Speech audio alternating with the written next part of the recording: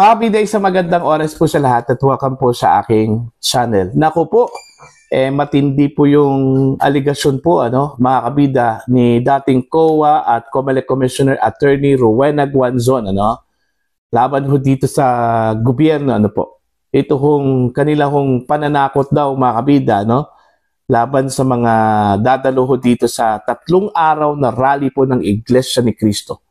Ginamit daw nila, mga kabida, itong destabilization plot, para po takutin po ang mga taong dadalo po, dito ho sa 3 araw po na rally ng Iglesia ni Cristo simula po ngayong November 16, 17 hanggang 18 po, mga kabida. Eto, bago ho natin i-play itong kanyang sinabi, mga kabida, babasahin ko lang po, kung ano talaga yung kanyang wording so dito, Courtesy po ito ng Ang Balita Ngayon, mga kabida. Attorney Rowena Guanzon tinawag na pananakot ang distab plot issue ng Malacanang.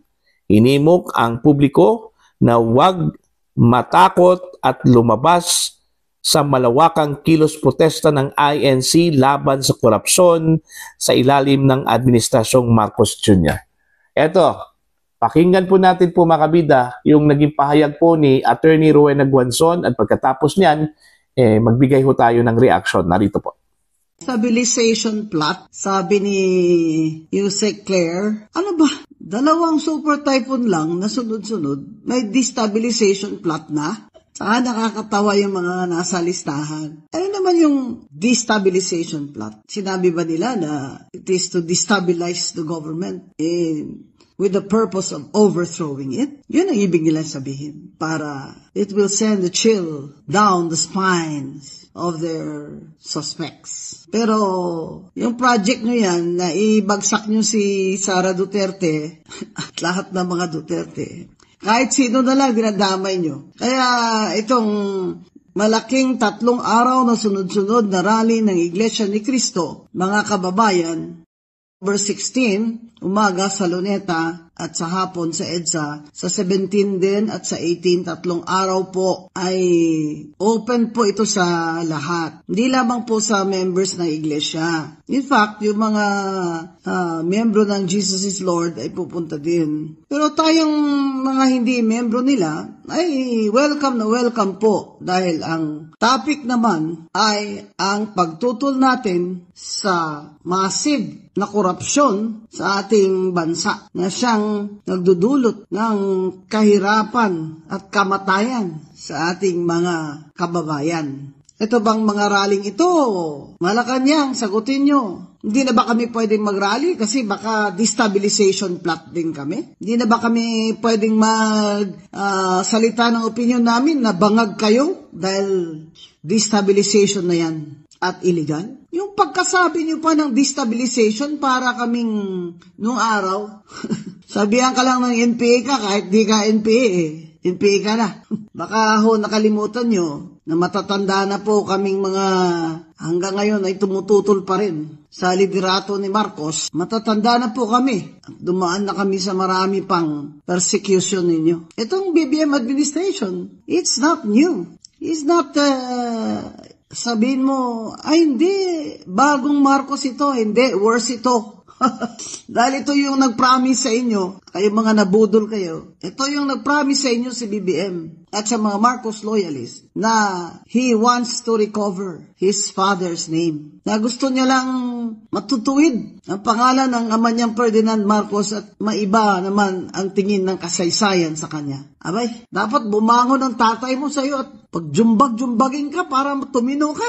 Lumala. Malala ka pa kaysa dun sa martial law. Tignan mo nangyari sa atin ngayon. Minus na sa 41% sa foreign direct investment. Sinabi ko na yan months ago pa, mga kababayan, na wala na ang foreign capital na papasok sa atin. At wala nang bagong mga negosyo, wala nang dagdag o bagong mga trabaho. Yan po ang kahinatnan ng administrasyon na korap. Kaya ito pong bagyo, hindi po ito coincidence. Hindi po ito climate change lang. Tingnan nyo naman ang timing ng bagyo. Kaya ito pong pagpuprotesta natin, wag po kayong matakot na tayo naman ay tatawaging destabilizers. Dahil tayo ay nag-exercise lamang ng ating constitutional freedom of speech and to air our grievances against our government, against the government of BBM that has failed us. And the whole world is watching. The whole world is watching. Sama po kayo sa mga rally sa November 16, 17 at 18. Ano man po ang relihiyon nyo, dahil hindi po ito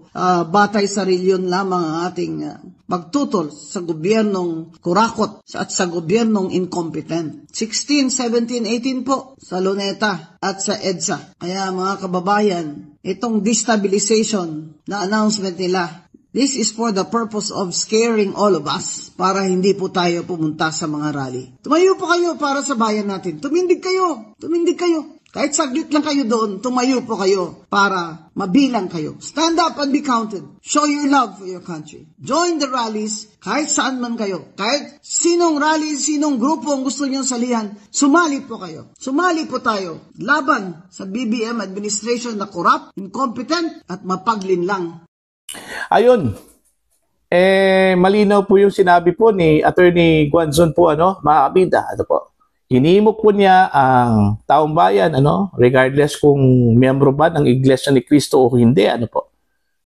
Dumalo na yung November 16, 17 at 18 po, na peaceful rally po, mga kabida, dyan po sa dalawang venue po yan, Luneta at of course sa EDSA, People Power Monument, po, mga kabida. Okay? Yung sinasabi po niyang pananakot po, dito ho sa issue po ng destabilization plot, mga kabida, sana wag ho nilang gawing pananakot po ito, mga kabida, dun po sa mga taong dadalo po. Unang-una po, yung pagrarally po ay allowed po yan ng batas natin, mga kabida. Enshrine po yan sa ating saligang batas, na meron po tayong karapatan ng peaceful assembly, lalong-lalo na po kung ang pag-uusapan po natin yung discontentment po ng mga Pilipino laban ho sa gobyerno, po, mga kabida. Hindi po ito panggugulo, okay? At yung destabilization plot na sinasabi ho ni Attorney Guanzon na ginagamit ngayon, para lang po mag-alanganin po, para lang po mag-atubili ito hong mga tao po, lalong-lalo na po yung mga hindi po kaanib po ng Iglesia ni Cristo, na gusto hong dumalo ho dito. Okay, wag naman ganun. Kasi unang-una po, gaya ng sinabi ko po kanina, may karapatan po ang mga tao na pahayag po ng kanilang saloobin, kanilang damdamin, laban ho sa gobyernong ito, po, mga kabida. At hindi po ito panggugulo. Okay? Malinaw po yan sa sinabi po ng Iglesia ni Cristo po, mga kabida, na yung 3 araw po nila na peaceful rally. Kaya nga, the term itself, peaceful rally, hindi po ito panggugulo. Okay? Gusto lang po nilang ipahayag po, mga kabida, yung kanilang gusto at saloobin, na dapat po transparent po ang gobyerno, lalong-lalo na po, mga kabida, sa kanilang ginagawang investigasyon po ngayon, sa issue po ng corruption sa flood control projects. Okay? Hindi po panggugulo ang pag-tipon-tipon po, dyan po sa Luneta Park, sa People Power Monument, this coming November 16, 17, at 18, mga kabida. Okay? At saka, wala naman pong gathering po ito hong Iglesia ni Cristo po, mga kabida, na nagkaroon po ng gulo in the past.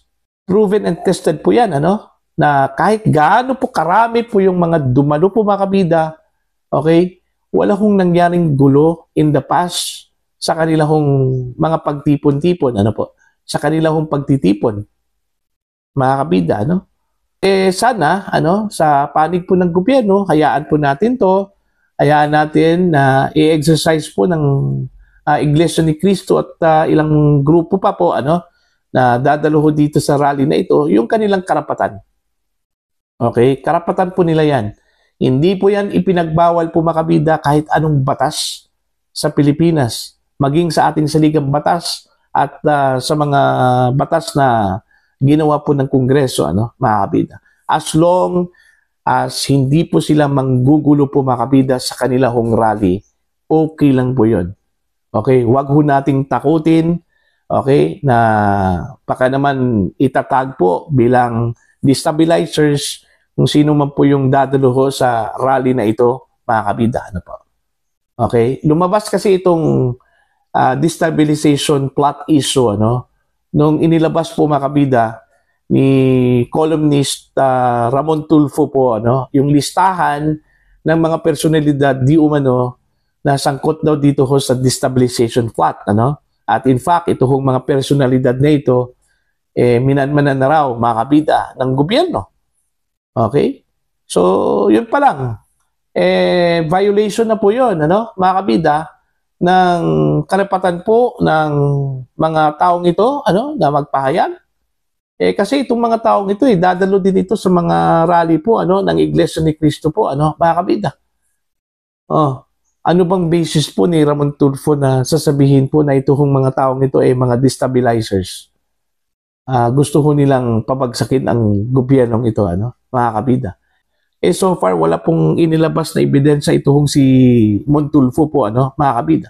Basta, inilabas na lang po niya yung listahan, okay, na itinuro po niya na ito pong mga taong ito, mga destabilizers.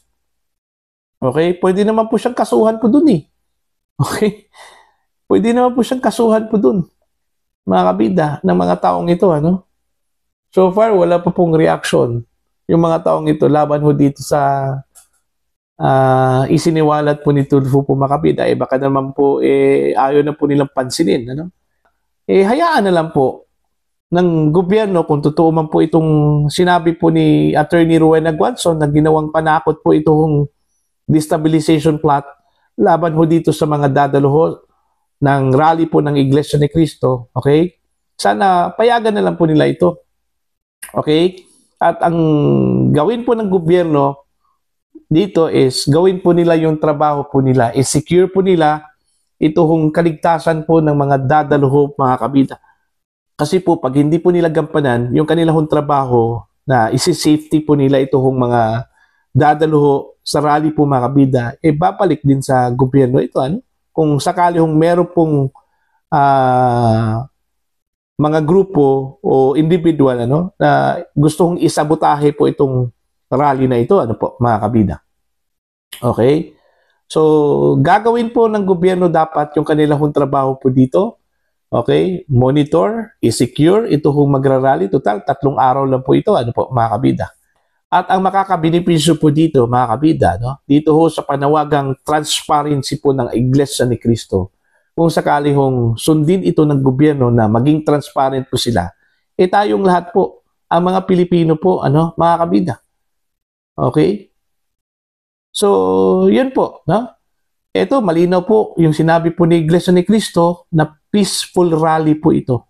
Okay? Kagaya ho ng nangyari po noong January 13, kung saan po ay umabot po ng 1.8 million daw yung dumalo, At inaasahan po natin na ganun po karami po, mga kabida, yung rally po ng Iglesia ni Cristo. At baka naman po mas sumobra pa siguro, dahil open ito sa lahat ng mga sekta, lahat ng grupo, lahat ng organisasyon, mga kabida. Hindi lang po ito exclusive para sa Iglesia ni Cristo.